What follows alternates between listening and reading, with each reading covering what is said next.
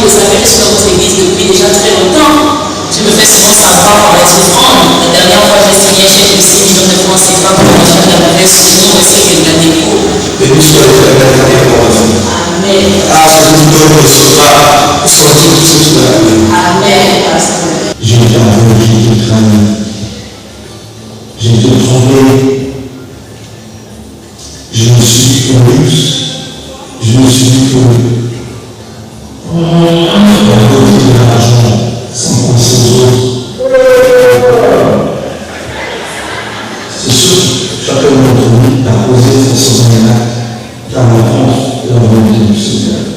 La présence des personnalités de marque, l'affluence du public, la richesse du sujet témoignent du défi du réalisateur Melchi Obiang d'impulser une nouvelle dynamique au secteur du cinéma au Gabon.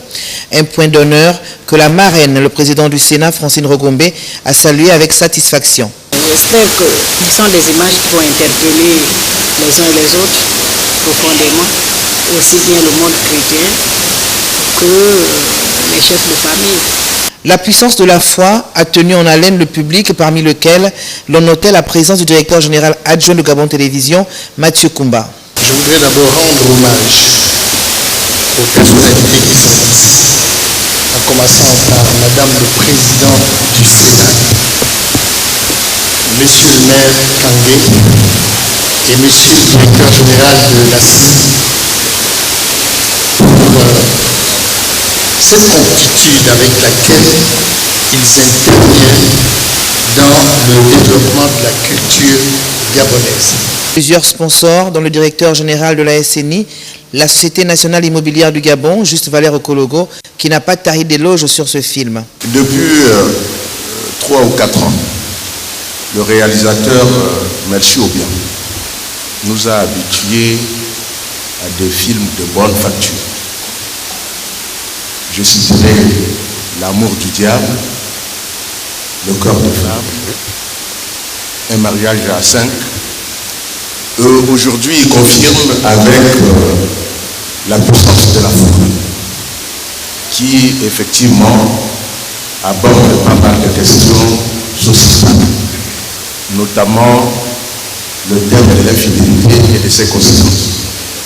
Et j'ai retenu un enseignement de ce film, c'est que le mal se paie et le bien est récompensé. Dans ce long métrage, Melchi Obiang essaie de montrer les travers de la société. J'espère surtout que ce soir, les leçons ont été tirées, parce que, comme je le dis souvent, les films doivent servir à éduquer, pas à vilipender, pas à insulter, pas à diviser. Les films doivent servir à éduquer, à rassembler. Aux clés de ses succès, il y a la passion et le travail salués et loués par les mélomanes. J'ai vu l'évolution. Aujourd'hui, il m'a prouvé effectivement qu'il a atteint l'apogée.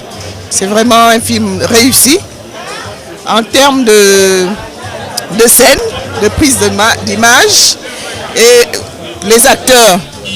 Donc je peux saluer le professionnalisme des acteurs gabonais et surtout le professionnalisme de Melchi. Ce que j'ai vu tout à l'heure, c'est vraiment ce qui se passe dans la vie.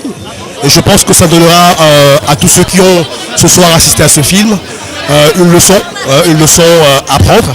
Et je pense que pour le cinéma gabonais, le Gabon est en bonne voie. En 11 ans de carrière, Melchi Obiang, âgé de 40 ans, s'est imposé comme un ambassadeur du cinéma gabonais.